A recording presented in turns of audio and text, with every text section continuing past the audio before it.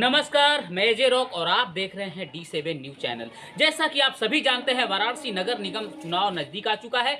बहुत सारे प्रत्याशी जो है मैदान में उतर चुके हैं। बहुत लोगों की बॉर्डर पोस्टरबाजी भी शुरू हो चुकी है और चौराहों पे, मार्केटों में भी राजनीतिक चर्चाएं जारी हो चुकी है। इसी बीच मैं मौजूद हूँ वार्ड नंबर 7 में, चंदुआ छित्तुपुर, जहाँ हमारी मुलाकात कृष्ण कुमार मौर्य रिंकू जी से होने जा रही है, जिनके बारे में हम आप लोगों को इस वीडियो में एक्सप्लेन करेंगे और जानेंगे इनकी राजनीतिक करियर कहां से स्टार्ट होती है और अब तक ये क्या कर रहे थे, समाज सेवा के क्षेत्र में कब से कार्यरत है, उस सब के बारे में आप लोगों को जानकारी देंगे। उससे पहले मैं थोड़ी सी जानकारी आप लोगों को ये भी दे दूं कि ये जो है पूर्व पुस्तकालय मंत्री भी रह चुके हैं श्री हरिश्चंद्र पीजी कॉलेज में।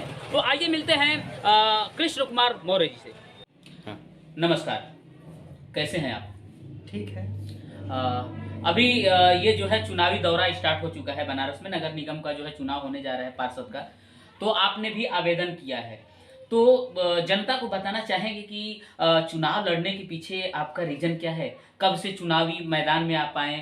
क्या सोचा है आपने कि जो है चुनाव लड़ना चाहिए आपको? चुनाव 2012 छात्र संघ लड़ने के बाद मैं अपने वार्ड में घूमा, देखा, भ्रमण किया और मैंने देखा कि यहाँ सबसे ज़्यादा संख्या अपने लोगों की है, ओबीसी और निचले तबके का, जो कि चुनाव को, राजनीति को ही गलत समझते हैं। लेकिन अगर जब तक कोई व्यक्ति निकलेगा नहीं, उसको सही कैसे करेगा? जैसे मान लीजिए हमारे प्रधानमंत्री जी अगर ये सोचती है गलत है, तो कभी उतरते राजनीति में। तो इसीलिए जब मैंने अपने वार्ड में देखा, वार्ड की स्थिति ये है कि कुछ गलियों को चुन चुन के बनवाया जाता है, जबकि वार्ड का पार्षद ऐसा होना चाहिए कि क्षेत्र में सभी उसके लिए समान है, चाहे कोई हो। उसका विरोधी का अगर उसके जो प्रतिद्वंदी लड़ रहे हैं वो भी उसके जीतने के बाद वो भी उसके वार्ड का जनता हो जाना चाहिए और एक समान स्वरूप सब जगह कार्य के लिए देखना चाहिए। और हमारे वार्ड में तो काफ़ी समस्याएं हैं। जैसे हमारे वार्ड का सबसे बड़ी समस्या है ये बनारस की, काशी में हमको लगता है विश्वनाथ जी से 5 किलोमीटर की दूरी पे होगा, लेकिन यहाँ अभी तक पानी टैक्स सही से नहीं आता है लोगों का। अभी 4 साल पहले यहाँ पानी लगवा कार्य, पानी का पाइप दौड़ा, सरकारी पानी पाइप। इससे पहले यहाँ कोई पानी की पाइप नहीं थी। अच्छा, हमें ये बताइए मौर्य जी की, जैसे आपने अभी कहा कि जो पार्षद बन जाते हैं, हाँ। वो विशेष गलियों के लिए काम करते हैं, विशेष व्यक्ति के लिए काम करते हैं। तो इसके पीछे क्या रीजन होता है कि मतलब वो बाकी लोगों को इग्नोर करते हैं, कुछ विशेष लोगों के लिए कार्य करते हैं? इसके पीछे क्या रीजन है? उनको लगता है कि ये हमारे सपोर्टर हैं और ये आगे भी हमको सपोर्ट करेंगे और इन्होंने हमारे लिए जीतने में मेहनत किया है। लेकिन ऐसा नहीं करना चाहिए। पूरे वार्ड में आप करिए मेहनत, क्योंकि अगला व्यक्ति, आपने बूथ के अंदर जाके देखा आपने किसे वोट दिया, किसने नहीं दिया? क्लियर नहीं। पूरी जनता हमारी है, आप वार्ड के पार्षद बनेंगे तो इस तरह का जो विचार है वो नहीं रखना चाहिए और पूरे वार्ड की समस्या के लिए लड़ना चाहिए, चाहे वो कोई हो। हाँ, तो वो मकसद ये है कि मतलब प्रधानमंत्री भी अगर बने तो उनको भी बहुत सारे लोग वोट नहीं दिए हैं। हाँ। तो उनको भी चाहिए कि मतलब जो लोग हमको वोट नहीं किए उनको हटा दे, न उनके लिए कार्य करें। तो ऐसा नहीं होना चाहिए।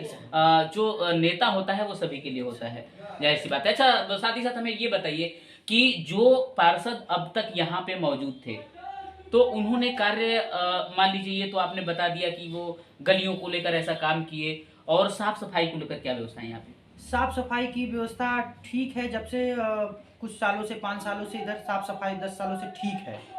लेकिन समस्या है कि कुछ ऐसे स्थान हैं जहां आज भी कचरा का जैसे वो अड्डा बन गया है। जैसे हमारे बगल में ही एक ट्रांसफार्मर के पास है जहां गंदगी रहती है।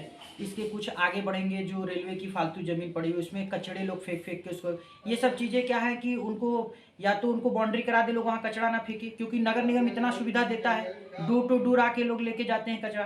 तो कचरा जो इधर उधर फेंकते हैं वो ना फेंके।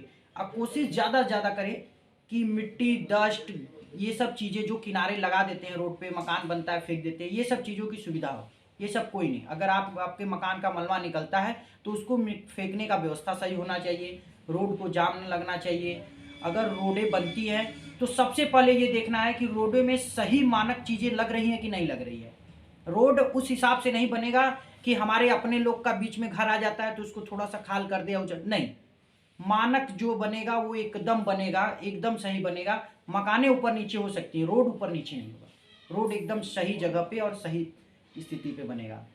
जैसा कि आपने रिंकू जी बताया कि ये जो नगर निगम की जो व्यवस्थाएं हैं, कूड़ा कचरा जो जगह जगह पे लगाया जा रहा है, तो इस कंडीशन में तो बनारस की स्थिति बहुत ही दुर्लभ है कह लिया जाए तो। हमारी कुछ सफाई कर्मियों से बात हुई है अभी थोड़ी देर पहले, तो उन लोगों का कहना ये है कि अब ये जो है नगर निगम सफाई विभाग जो है वो किसी प्राइवेट संस्था को बेच दिया गया है, जिसके कारण ये लोग जो है लापरवाही कर रहे हैं और जहां इन लोगों का दिल करता है वही रोड पे कूड़ा कचरा जो है इकट्ठा करना शुरू कर देते हैं।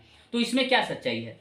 इसमें देखिए, प्राइवेट लोगों को दे दिया गया, अच्छी बात है, ठीक है, वो प्राइवेटीकरण कर दिया गया, जिससे नगर निगम के ऊपर से लोड भी कम हो गया और नगर निगम उन लोगों को नियुक्तियां भी कर दी, हो रहा है। लेकिन इसमें सबसे मोस्ट इम्पॉर्टेंट है, जनता के साथ साथ प्रतिनिधि का बनता है कि प्रतिनिधि पर डे सुबह निकले और अपने क्षेत्र में टहले, देखे, फिर अधिकारी को सूचना दे, वहाँ जो उनके वार्ड का सुपरवाइजर है उसको बुलाए कि ये स्थान नहीं है, कल से यहाँ नहीं लगेगा कूड़ा, तब तो होगा। लेकिन अगर वो सोचते हैं कि अब हम चुनाव आ जाएगा 20 दिन 25 दिन घूमेंगे, या हमारे लोग हैं, या फिर होता रहता है कोई इस तरह की चीज़ें, हम नहीं मना करेंगे, नहीं सामने वाला हमारा, ऐसा कुछ नहीं है। हमको अगर हम चुनाव मैदान में निकले हैं, वार्ड को सुधारने के लिए निकले हैं, तो उसके लिए मेरा रिश्तेदार या मेरा सगा खुद भी गलत करेगा तो उसको नहीं बख्शा जाएगा। एकदम साफ साफ उसको बताया जाएगा कि ये स्थान नहीं है, जो स्थान है आप वहाँ ले जाके फेंकेंगे इसको। अच्छा, शिक्षा स्तर को लेकर क्या व्यवस्थाएं हैं यहाँ पे? जैसा कि आपने बताया कि आप जो है हरिश्चंद्र पीजी कॉलेज से जो है पुस्तकालय मंत्री भी रह चुके हैं, तो शिक्षा पर तो काफ़ी विशेष ध्यान होगा आपका। तो अभी आपके वार्ड में जो है शिक्षा स्तर को लेकर क्या व्यवस्था है? जैसे बहुत जगहों पे कंप्लेन रहा है कि जो सरकारी टीचर जो होते हैं, प्राइमरी विद्यालय जो होता है वो सही समय पे आते नहीं हैं, स्कूल विजिट नहीं करते हैं, और आ भी जाते हैं तो बच्चों के साथ लापरवाही करते हैं, जैसे कुर्सियां तोड़ते हैं, पेपर पढ़ते हैं और समय होने के बाद निकल जाते हैं। सैलरी तो सरकारी मिलती रहती है, उनको कोई फर्क नहीं पड़ता, लेकिन बच्चों के भविष्य के साथ जो है खेला जाता है। तो इस तरह की व्यवस्थाएं आपके यहाँ ठीक ठाक रही है, या इसी जो है असुविधा का जो है ये जो है असुविधा में जो है ये भी वो रहा है? देखिए, हमारे वार्ड में तो कोई ऐसा पूर्ण सरकारी नहीं है, अर्ध सरकार, मतलब क्या बोलते हैं, संस्था की है और अर्ध सरकारी। वहाँ टीचर नियुक्त हैं, जैसे पूर्वोत्तर रेलवे स्कूल है। पूर्वोत्तर रेलवे स्कूल में क्या है कि इस तरह का इंटर तक है, वहाँ इस तरह की कोई व्यवस्था तो नहीं समझ में आ रहा। और हमारे वार्ड से थोड़ा सा हट के कमलापति और अरविंद आदर्श शिक्षा मंदिर है, उस तरह का कोई शिकायत नहीं रहा है। लेकिन हाँ, ये है कि कुछ बच्चे हैं तो भाई उत्पात करेंगे ही, कुछ ना कुछ करते हैं, लेकिन टीचर वगैरह यहाँ पे ठीक ठाक पढ़ाई होती है, ठीक है। इस शिक्षा के मामले में यहाँ कोई गड़बड़ी नहीं है। और कुछ संस्था से भी हम लोग जुड़े हैं, जो छोटे छोटे एनजीओ के रूप में, जैसे शुभ्रा एंड सोशल एजुकेशन एक है जो चलता है, जिसके माध्यम से हम लोग यहाँ कई सेवा नृत्य चलाया जाता है बच्चों को पढ़ाने के लिए। घर में भी हम लोग बुला के बच्चों को पढ़ाते हैं, छोटे बच्चों को। और शिक्षा की अगर बात करते हैं तो ये केंद्र सरकार तक जाइए आप। केंद्र सरकार को सोचना चाहिए कि हम राशन कार्ड नहीं देंगे, लेकिन शिक्षा मुफ्त देंगे। लोगों को शिक्षा अगर मिलने लगेगा तो उनको बताना नहीं पड़ेगा कि टैक्स कहाँ पे करना है और कहाँ नहीं करना है। सरकार को भी इसमें फ़ायदा होगा और जनता को भी फ़ायदा होगा। अच्छा, हमें ये बताइए कि आपका ये वार्ड जो है ऑलरेडी पहले से नगर निगम में था, तो सीवर वगैरह का क्या व्यवस्था रहा है? सब कुछ ठीक ठाक रहा या फिर क्षतिग्रस्त रहा? ऐसे अब हम आपको बता दें, यहाँ सीवर नहीं है, ही नहीं है। सीवर की जगह पे नाला बनाया गया है अगल बगल, जिसमें सारे लोग अपना घर का पानी का निकास उसमें किए हैं। दोनों तरफ आप देखेंगे, छित्तूपुर में करीबन हरिनगर के पास रेलवे लाइन से लेके 500 मीटर आप चले जाइए, वहाँ तक सीवर नहीं है। सीवर का मतलब होता है पाइपलाइन डालना, पाइपलाइन नहीं पड़ी हुई है। पाइपलाइन आपको यहाँ मिलेगी हरिनगर के बाद से घंटी मिलता है। तो ये जो पानी निकल रहा है नाले की बदौलत, तो ये कहीं ना कहीं जाकर के जाम वगैरह होता होगा, तो डिस्टर्बिंग भी होता होगा। हाँ, डिस्टर्ब भी होता है, क्योंकि सीवर में अगर नहीं मिला रहेगा तो वो कहाँ तक जाएगा? ये नाला रेलवे के बड़े वाले नाले में मिला दिया गया है। सीवर नहीं है, इसी को आप सीवर मान लीजिए, लेकिन ये सीवर है नहीं जी। सीवर का मतलब होता है, आप सोच लीजिए कि छित्तूपुर का कितना विकास हुआ है नगर निगम में रहते हुए। हमको लगता है नगर निगम से 1 किलोमीटर दूर पे है ये, लेकिन अभी तक इस यहाँ पे सीवर की जो नहीं है, वो नाला है, जिस नाले में सारे लोग अपना घर का निकास निकाले हुए हैं, घर की सारी जो भी बाथरूम वगैरह के जो भी है निकाले हुए हैं, और ये जाके रेलवे में मिल जाता है। 500 मीटर आगे बढ़ेंगे तो आपको सीवर मिलेगी। और सीवर भी हमको लगता है नगर निगम को एक चीज़ को सोच के डालना चाहिए कि वाराणसी में सीवर अगर 500 की संख्या, अगर वार्ड 13,000 का है और उस कॉलोनी में 500 लोग रहते हैं, तो हमको 5,000 लोगों वाली सीवर डालनी है।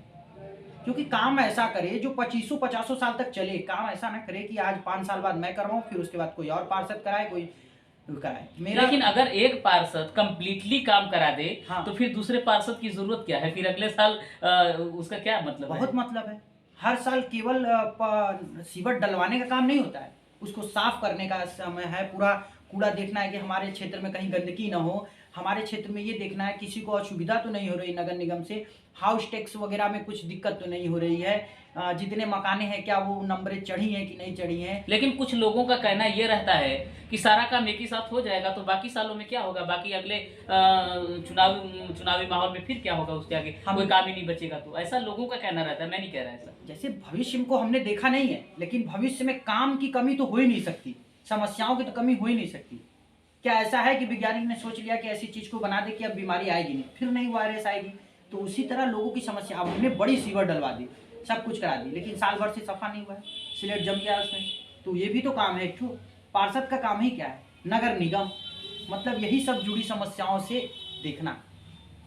और अगर आप ये सोच रहे हैं कि हम करा देंगे तो काम नहीं होगा, तो आप ये तो गलत लोगों के बीच मानसिकता है। देश आज़ाद हुई उसके बाद कितनी बार कानून आ गए, लेकिन क्या आज पूरी कानून लागू है? बिल्कुल नहीं। तब तो इसी तरह काम तो अगर एक बार उसको कर दिया जाए तो 50 साल तक जरूरत ना पड़े, तो केवल उसको देख रेख के लिए पार्षदों की जरूरत लेकिन पड़ेगी। कमाई मर जाएगी ना, फिर आप जो है कमाई उनकी नहीं होगी। अगर बार बार टूटता रहेगा, बार बार बिगड़ता रहेगा, तो बार बार करवाएंगे तो बार बार उनको जो है प्रॉफिट होता रहेगा, भारत सरकार से पैसे जो है मिलता रहेगा। अब एक ही बार में करवा देंगे तो उनका फायदा कैसे होगा? ये तो मतलब समाज सेवा है, ये नहीं है। राजनीति का मतलब समाज सेवा है। लेकिन आज के डेट में कौन इसको समाज सेवा समझ रहा है? सब तो इसको बिजनेस समझ रहा है। सब इसको व्यापार के माध्यम से लेता है, लेकिन राजनीति समाज सेवा के तौर पे अगर देखेंगे तो मैंने तो ये सोचा है कि अपने वार्ड में वो काम करा देंगे और एक ही बार चुनाव लड़ेंगे। अगर मैं चुनाव विजयी हुआ तो फिर दोबारा मैदान में नहीं उतरने का चीज, क्योंकि मैं वो काम के लिए लड़ूंगा, होगा तो पक्का होगा, कच्चा वाला काम ही नहीं करना है। और मैं जानता हूँ पार्षद बहुत छोटी पद होती है, इसके बाद मेयर होते हैं, वो होते हैं, लेकिन अगर एक व्यक्ति बच्चा जैसे जिद थाम लेता है तो अच्छा रिंकू जी, हमें ये बताइए कि चुनाव लड़ने का आपने तो मकसद बता दिया हमें कि चुनाव लड़ने का क्या रीजन है मेरा, और साथ ही साथ हमें ये थोड़ा सा ऑडियंस को जानकारी दीजिए कि आप जो है जनता से क्या उम्मीद रखते हैं? अभी जनता आपके सपोर्ट में खड़ी है या कुछ और भी? देखिए, जनता अपना रुख नहीं खोल रही कि वो कहाँ है, किसके साथ है, लेकिन लोगों के चेहरों से पता चल जाता है। अगर मैं किसी के घर पे चला जाता हूँ, आइए भैया बैठिए चाय पीजिए, तो मतलब ये जनता हमारे फेवर में है। जी। और अगर कहता है भैया थोड़ा व्यस्त हैं, 10 मिनट बाद मिलते हैं, तो आप समझ जाइए कि जनता आपके फेवर में नहीं है। जनता के चेहरे से पता चल जाता है कि वो क्या करना चाहता है, किसके तरफ झुकाव है उसको। यहाँ तो काफ़ी लोग दलों से प्रचार कर रहे हैं, मैंने तो अभी तक अपने किसी पम्पलेट, किसी बैनर पे दल का नाम नहीं दिया, व्यक्तिगत में लगा रहा। और मुझे लगता है कि मेरे छात्र संघ परिवार से इतने बच्चे हमारे वार्ड से पढ़ के गए हैं कि वो लोग हमको चुन देंगे। जी। अच्छा ये बताइए कि आप किसी सिंबल से लड़ रहे हैं चुनाव या फिर निर्दल लड़ेंगे? नहीं, चुनाव तो अभी मैं किसी सिंबल का वो नहीं किया हूँ, जब तक आरक्षण और आपत्ति पूर्ति नहीं हो जाती है। वैसे मैं संघ से रहा हूँ, विद्यार्थी परिषद से रहा हूँ। अगर संगठन हमें टिकट नहीं देती है तो ये भी तय है कि संगठन तो चुनाव बहुत मुश्किल है यहाँ जीतना, क्योंकि 35 सालों में यहाँ चुनाव उन्होंने जीत नहीं पाया। और वैसे मैं निर्दल चुनाव लड़ूंगा, अगर वो नहीं देते हैं तब भी मैं चुनाव यहाँ लड़ूंगा, क्योंकि मुझे पता है मेरे कॉलेज के कम से कम 600 से 700 लड़के यहाँ हैं, और 600-700 परिवार का मतलब जीतने के लिए काफ़ी है। नया युवक कोई आएगा तभी विकास हो पाएगा, हमें जहाँ तक लगता है ऐसा। ऐसा आपका तो भी सोचना है? देखिए, ये तो सत्य है कि नया खून ज़्यादा तेज चलता है। और मैं पढ़ा हूँ, मेरी धर्मपत्नी भी एलएलबी की है, मैंने भी ला का किया लेकिन डिग्री नहीं लिया। और छात्र राजनीति से आए हुए हैं, मुझे तो पता है कैसे किससे काम कराना है और किसकी क्या काट है, किस तरह अधिकारियों से मिलना है। एक जो सभ्यता अनुसार जो मिला जाता है वो मुझे पता है कि कैसे मिलना है और कैसे काम कराना है उनसे। अच्छा तो आपने ये मुझे नहीं बताया कि आप सिंबल किससे उम्मीद कर रहे हैं, किस सिंबल से लड़ना चाह रहे हैं? अगर मुझे भाजपा टिकट देती तो मैं चुनाव लड़ूंगा। मैं भाजपा की तरफ अपना रुख बनाया हुआ हूँ। अगर भाजपा मुझे टिकट देती है तो मैं चुनाव लड़ूंगा, इसलिए कि सत्ता और शासन उनके पास है, तो मुझे काम कराने में और आसानी रहेगी। क्योंकि अधिकारियों के ऊपर सत्ता का हनक होता है, अधिकारी जिसकी सत्ता रहती है उसके हिसाब से काम करते हैं, जबकि ऐसा नहीं होना चाहिए। काम तो काम है, किसी की सत्ता रहे, क्योंकि हमारे देश को हर राजनीतिक पार्टी 5-5 साल के लिए चलाती हैं, लेकिन एक अधिकारी जब आता है पढ़ लिख कर, तो वो अपने जीवन का बाद 60 साल तक वो अपनी नौकरी पे रहता है। अगर हमारे भारत को पूरा डीएम चलाना स्टार्ट कर दे, तो हमें नहीं लगता है किसी कानून और लॉ ऑर्डर की ज़रूरत है, क्योंकि वो खुद लॉ ऑर्डर है, खुद में लॉ ऑर्डर है। जिलाधिकारी मालिक है और लॉ ऑर्डर शासन कर दे, किसी नेता की आवश्यकता नहीं है, थाने पुलिस जाने की जरूरत नहीं है, नगर निगम जाने की जरूरत नहीं है, सारा काम अपने आप नियम से होगा। क्या नगर निगम में देखते हैं कोई सुपरवाइजर सही से काम करता है? देखता है? नहीं देखता है, सब अपने खाना पूर्ति करते अभी हैं। तक आप लोग सुन रहे थे कृष्ण कुमार मौर्य रिंकू जी को, और इनका कहना है कि मैं चुनावी मैदान में इसलिए उतर रहा हूं कि मुझे अपने वार्ड का विकास करना है, क्योंकि यहाँ पे अब तक जो सभासद प्रत्याशी रहा है, जो कैंडिडेट रहा है, उन्होंने ढंग से काम नहीं किया, और जो है वो चिन्हित किसी विशेष व्यक्ति, विशेष गलियों के लिए काम किया। तो मेरा फंडा है, मेरा मुद्दा है कि मैं चुनाव अगर जीतूंगा तो मैं पूरे वार्ड के लिए पूर्ण ईमानदारी के साथ काम करूंगा। जितने भी सरकारी लाभ आते हैं, जितनी भी सरकारी विकास के लिए फंड आते हैं, वो सारा मैं विकास में ही इन्वेस्ट करूंगा। उसके लिए चाहे अगर कोई मेरा रिश्तेदार भी आपत्ति करता है तो मैं उसको भी ठुकरा दूंगा। तब तक चलते हैं और भी वार्ड में और जानते हैं अगले